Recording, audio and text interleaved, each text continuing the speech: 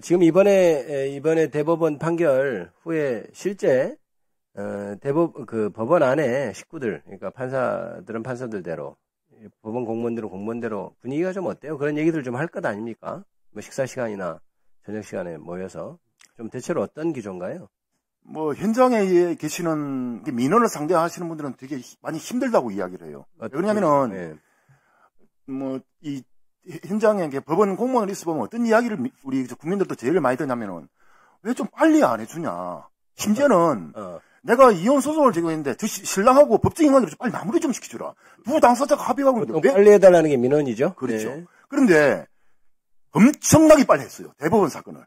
이번에 이게 가능하잖아. 이번에 그러면. 이재명 공직사무 위반 이게 가능하다는 거잖아. 네. 그러면 가능하다는 걸 보여줬네요. 법원에서. 지방법원에서 그러면 고등법원에서 내 사건 빨리 처리 안 하냐 이 말이에요. 왜 내 사건은 빨리 처리 안 해주느냐. 그런 민원을 지금 시달리고 있다는 건가요? 그리고 네. 플러스 네. 이 법원 공무원 사법부에 대한 신뢰가 없기 때문에 직원들이 어떤 이야기를 해줘도 믿지를 못해요. 아, 이제 믿지 않는군요. 규정상이 이렇다. 이걸 네. 못 믿는다고요. 그러면 이제 법원 내부의 직원들이나 이런 분들이 이것 때문에 사법부 신뢰가 무너졌다 이렇게 335 모여서 이제 우리 공무원들끼리 나누는 대화는 좀 어떤가요, 분위기가? 뭐 온도 차이가 좀 있기도 하지요. 각자의 그 정치적인 지향에 따라 논의 차이는 좀 있나요? 예, 네. 차이는 있긴 합니다. 네. 근데 주 의견은 주의견은 이렇다고 봅니다. 사법부에 지금 저희들 대법원장이 앉아 있는 상태에서는 사법부 신뢰를 회복하기 힘들다.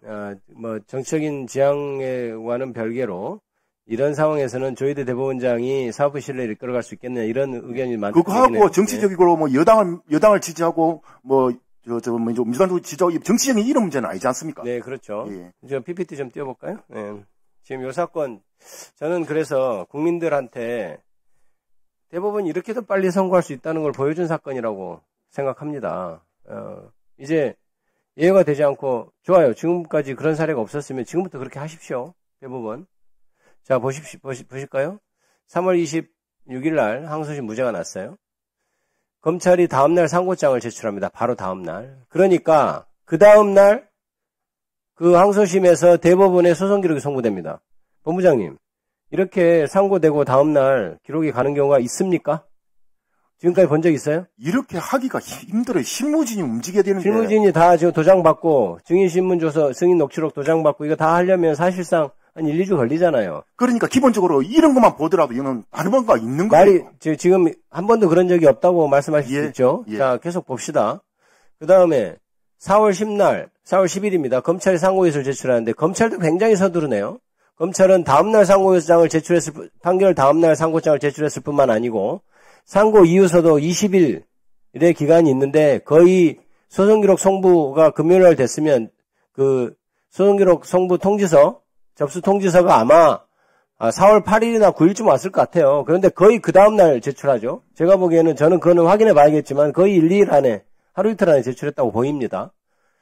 이것도 검찰도 굉장히 누구와 지금 호흡을 맞췄는지 모르지만 굉장히 빨리 지금 진행하고 있어요. 보통 20일이면 검사들이 다른 일로 바쁘니까 한 10일 정도 지난 다음에 그때부터 슬슬 쓰기도 하고 이렇거든요. 사실은 20일만 지키면 되니까.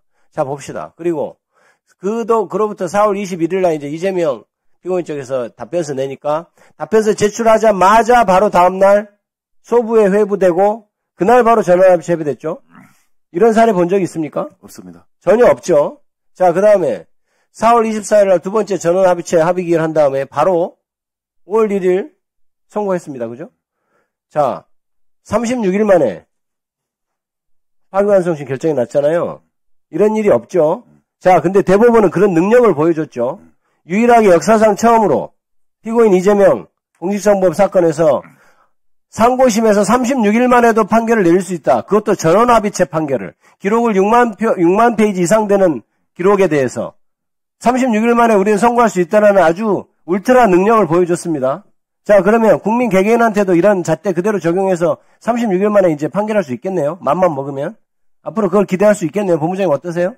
그렇게 해야 안 되겠습니까? 그렇게 해야 되겠죠. 자, 그럼 그 다음날 파기환송 된 다음에 5월 1일 파기환송 돼서 그 다음날 환송심의 기록이 바로 그날 송부됐어요. 가능합니까? 불가능합니다. 불가능하죠. 또 일반 송달이 아닌 집행한 송달이었습니다. 그러니까요. 제가 그걸 여쭤보는 게 이게 우편으로 기록을 아예 들고 갔네요. 다음날 보니까 기록을 들고 갔어요. 네. 그 다음에 공판기일 바로, 아니, 배당 바로 되죠. 배당도 한 2, 3일 있다 보통 되잖아요. 그것도 제가 보기엔 처음이고. 그 다음에 공판기일 바로 정하죠. 야, 이 파기환송심 재판 굉장히 부지런합니다. 배당 받자마자 기록도 안 보고 바로 공판기일부터 잡죠. 이런 예를 보셨습니까? 아니, 본 적이 없습니다. 그 다음에 우편 송달 해보지도 않고 집행관 송달 촉탁 신청하는 거 본 적 있습니까? 집행관 송달이 상당히 돈이 비쌉니다. 일반 송달에 비해서. 그렇죠. 예. 그러면 보통 이걸 안 하는 거잖아요. 근데 예.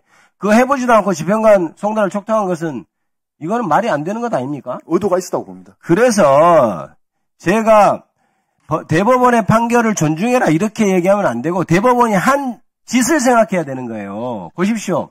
역사상 처음 일어난 일이 이렇게 많이 일어나고 자 36일 만에 세상에 파기환송심 결론을 냈습니다. 자 대법원은 최고 법원이니까 판결에 승복하라 이런 얘기를 할 게 아니고 본인들이 신뢰를 어긴 정치 한복판에 뛰어든 것부터 반성해야 된다. 그래서 저희도 대법원장 여기에 대해서는 당연히 책임을 져야 된다. 사법부 신뢰 묵묵히라는 일선에서 판사 공무원들 그 명예를 더럽힌 행위에 대해서는 당연히 책임을 져야 된다. 어떻게 생각하세요? 스스로가 그 책임을 지고 사퇴하는 것이 국민에 대한 또는 사법부 수건에 대한 기본 예의라 생각합니다. 네.